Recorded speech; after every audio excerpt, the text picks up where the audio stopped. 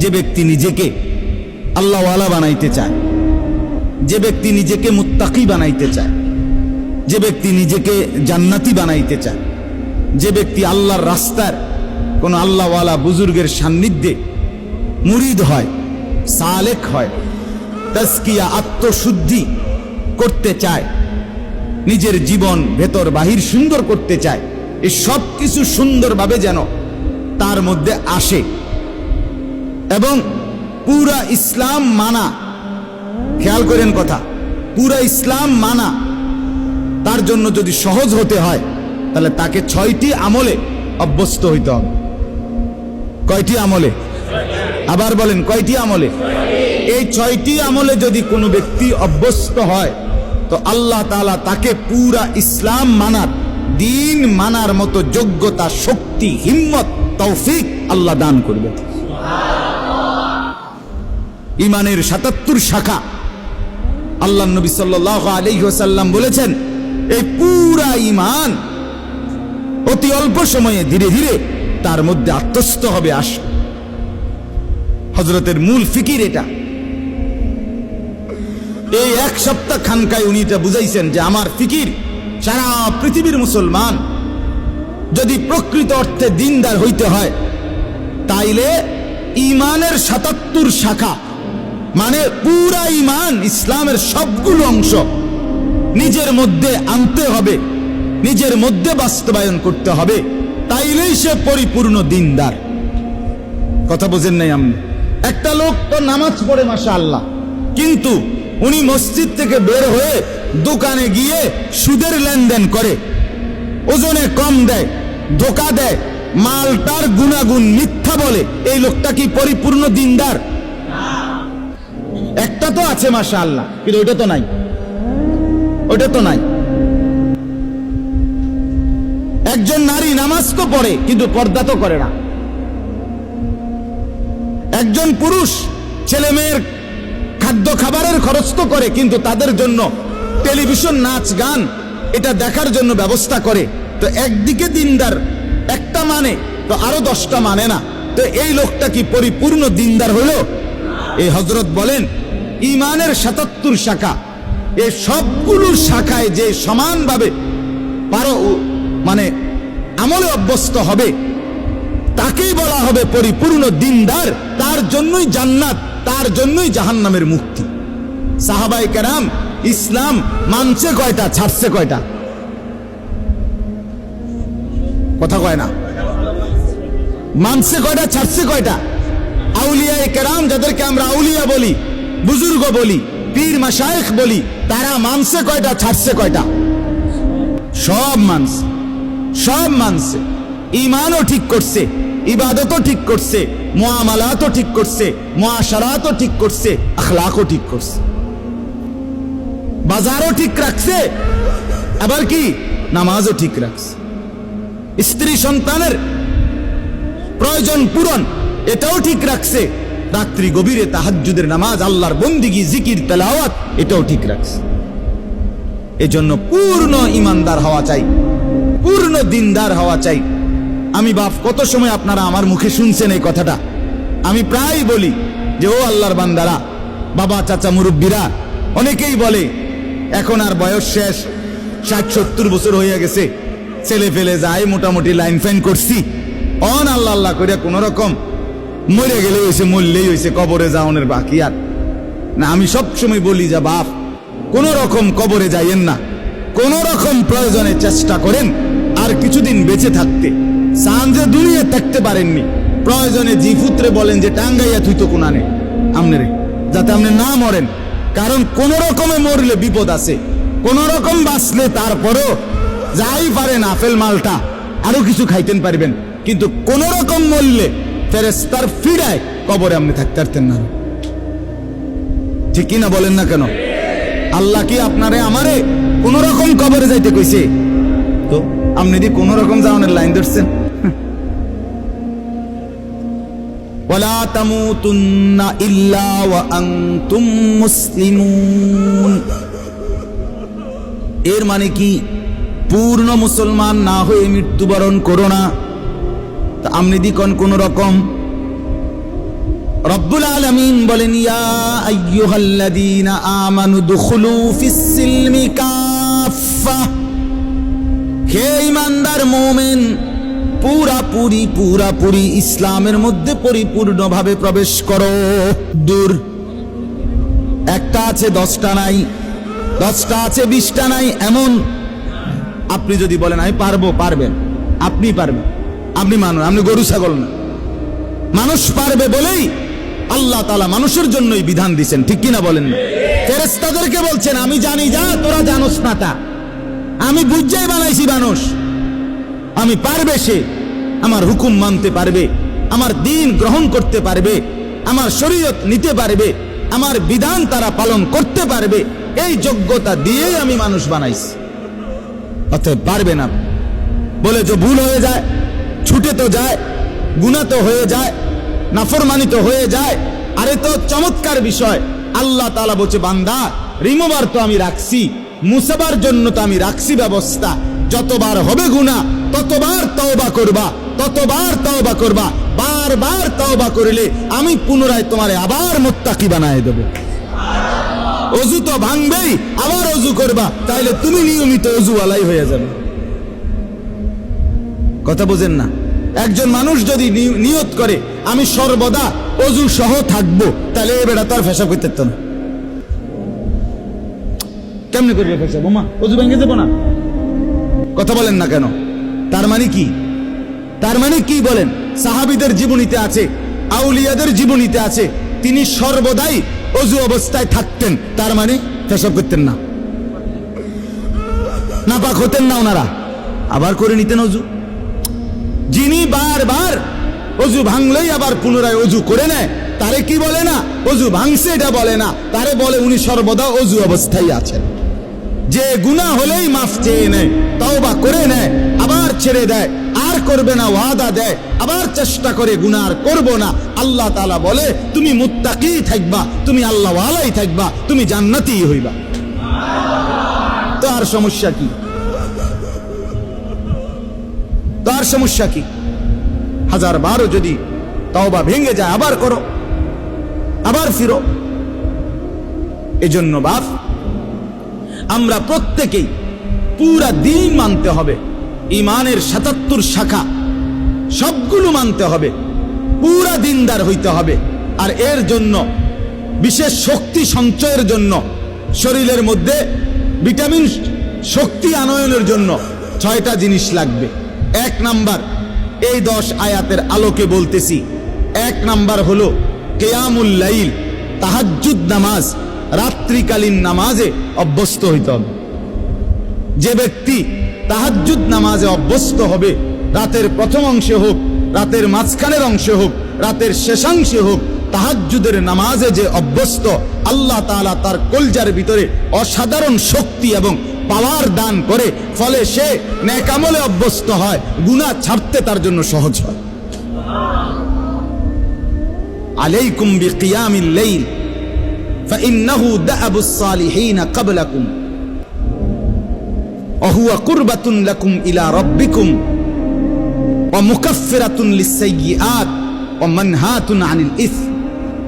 আল্লাহর নবী বলেন সব সময় আমার উম্মত তাহাজ্জুদ নামাজ পড়িও। আল্লাহর নবী বলেন কেন? যেহেতু এটা আমার আগে আদম থেকে নিয়ে যত নেককার মানুষ ছিলেন প্রত্যেকের আমল ছিল। কেন পড়ো? যেহেতু তাহাজ্জুদ নামাজে বান্দা আল্লাহর সবচেয়ে ঘনিষ্ঠ হয়। আর কেন? যেহেতু তাহাজ্জুদ নামাজ বান্দার রাশি রাশি গুনাহ মাফ করে দেয়। আর কেন? যেহেতু তাহাজ্জুদ নামাজ বান্দাকে গুনাহ থেকে বিরত রাখে। এই 1 নাম্বার আমল কি বলেন? এখন যদি বলেন যে হুজুর নামাজে তো পড়ি না, তো নামাজ পড়েন, 5 ওয়াক্ত নামাজে অভ্যস্ত হন, তার সাথে সাথে তাহাজ্জুদ নামাজ পড়েন। 4 রাকাতই হোক, 8 রাকাতই হোক, 2 রাকাতই হোক, অল্প অল্প করে। যারা আলহামদুলিল্লাহ নামাজি আছেন নিয়মিত, আপনারা প্রত্যেকেই তাহাজ্জুদ নামাজে অভ্যস্ত হন।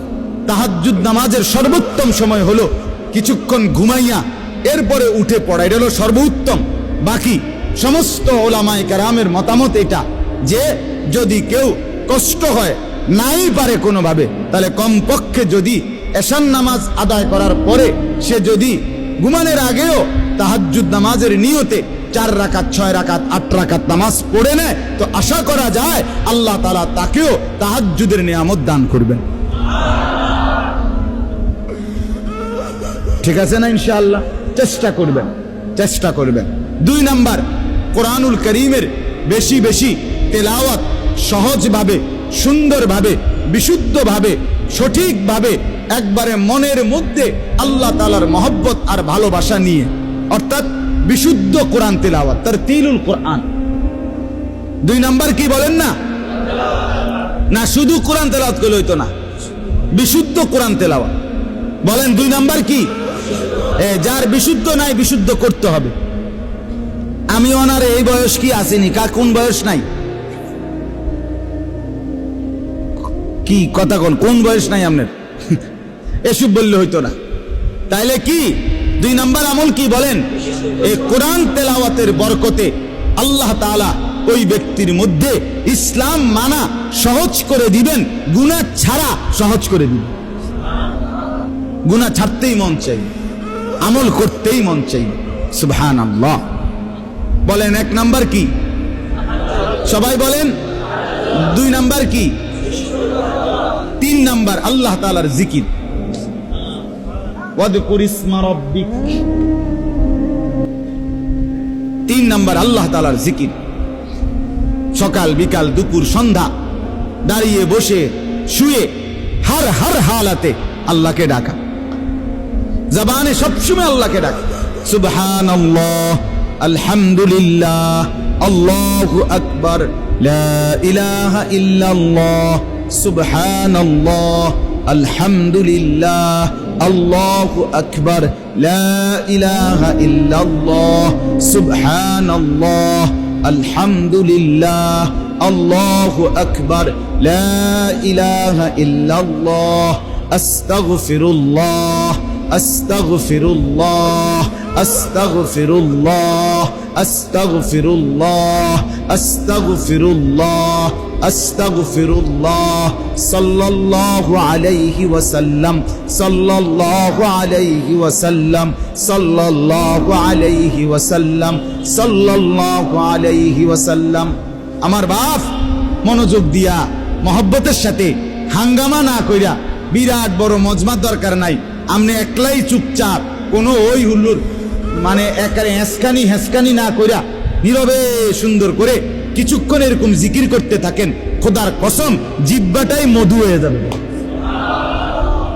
জবান শিরি হয়ে যাবে, মধু হয়ে যাবে, মধু, কলিজা আলোকিত হয়ে যাবে। কিছুক্ষণ পরে অনুভব হবে দিল আমার নূরানি হয়ে গেছে, আলোকিত হয়ে গেছে, দিল শান্ত হয়ে যাবে, পেরেশানি দূর হয়ে যাবে।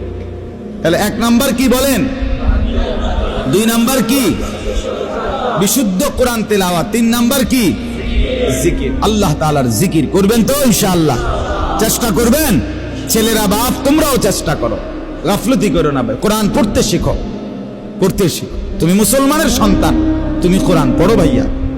এই বাংলা, অঙ্ক, ইংরেজি, পদার্থ, জীববিজ্ঞান এগুলো হাসরের ময়দানে জিজ্ঞেস করবেন, তো কোরআন জিজ্ঞেস করবে, কোরআন সুপারিশ করবে। নবীজি বলছে ওইগুলোকে বাদ দেওয়ার কথা বলি না, ওগুলো দুনিয়া চলবে, কিন্তু কোরআন দুনিয়াও চলবে, আখিরাতও চলবে। আল্লাহর নবী সাল্লাল্লাহু আলাইহি সাল্লাম বলেন, আস-সিয়াম ওয়াল কোরআন ইয়াশফাআন লিল আবদ। রমজানের রোজা আর আল্লাহ তাআলার কোরআন তিলাওয়াত সরাসরি আল্লাহর বান্দার জন্য আল্লাহর কাছে সুপারিশ করবে।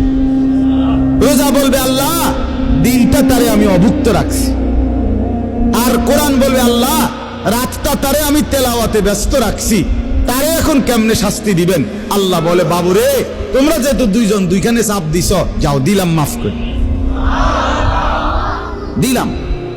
তাহলে 1 নাম্বার হলো কিয়ামুল লাইল। এই আমলটার মূলত নাম হলো কিয়ামুল লাইল, তাহাজ্জুদ। 2 নাম্বার কি? বিশুদ্ধ কোরআন তেলাওয়াত। 3 নাম্বার কি? এই 3টা হলো অঙ্গ প্রত্যঙ্গ দিয়ে করা, মানে বাহ্যিক। জিকির করবেন কি দিয়া?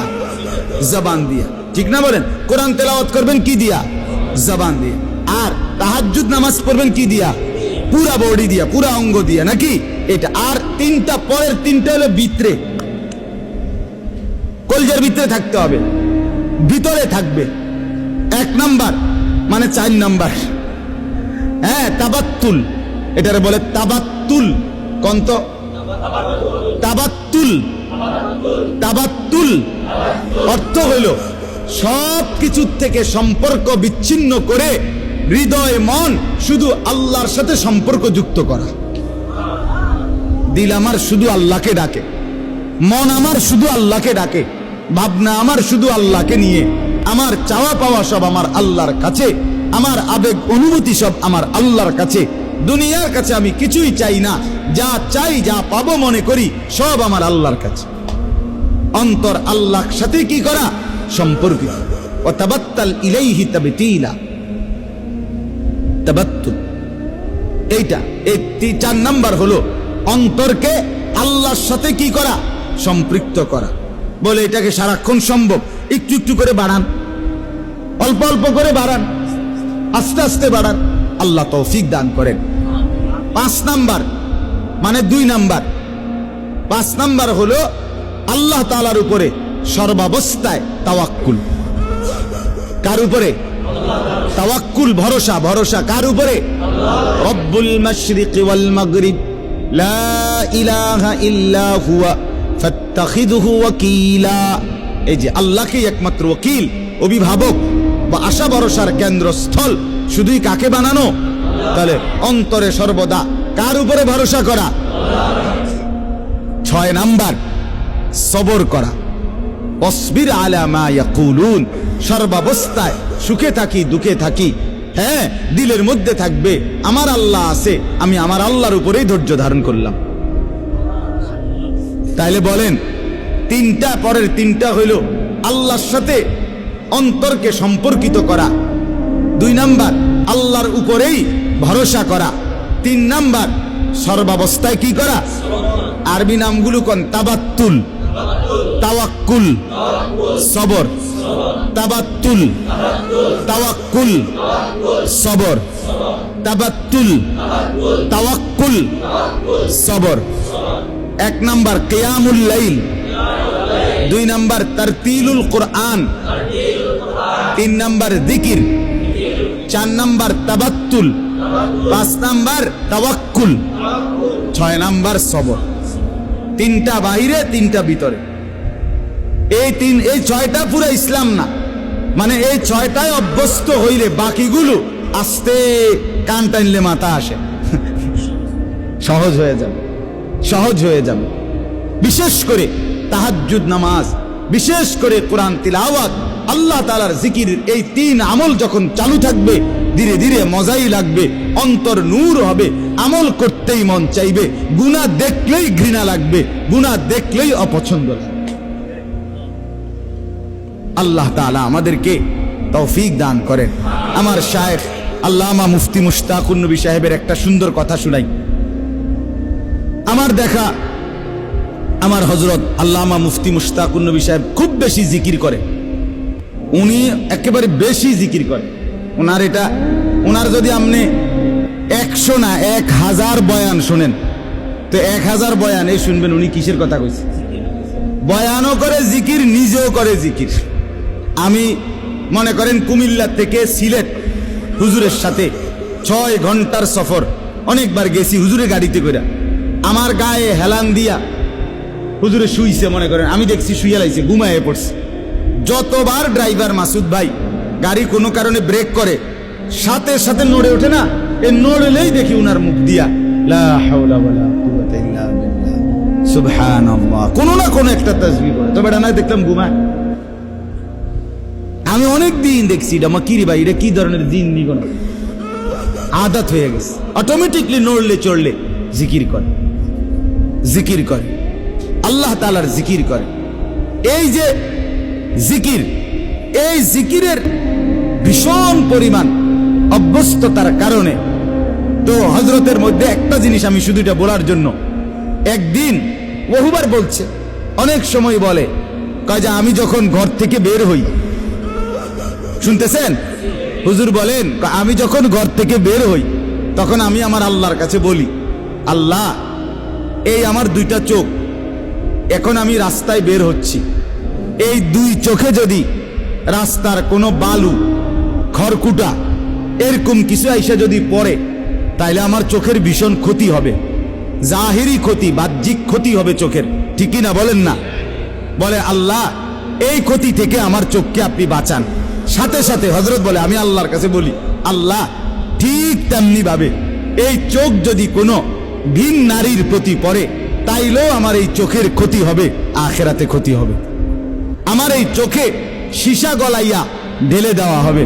অতএব আপনি আমার এই চোখকে বাহ্যিক ক্ষতি থেকেও বাঁচান, আপনি আমার এই চোখকে আখিরাতের ক্ষতি থেকেও বাঁচান। হুজুর বলেন, কয় এই দোয়ার বরকতে, আল্লাহ তাআলার জিকিরের বরকতে, হাজারো ঘন্টা রাস্তায় চলার পরেও আমার কাছে রাস্তায় নজর কোনো দিকে তাকাইলেও গাছ আর মানুষ একই রকম মনে হয়। অনেক দিন বলছে, কয় যে গাছ যেরকম মনে হয়, মানুষ এমনই মনে হয়, আলাদা কোনো এটা নিয়ে কি হয় না, কু নজর, বদ নজর হয় না। এই জন্য বললাম, একটা আমল এখানের মধ্যে জিকির, এটা আরো 100 আমলটাকে কি করে দেয়, সহজ। আল্লাহ তাআলা আমাদের প্রত্যেককে তৌফিক দান করেন, কবুল করেন।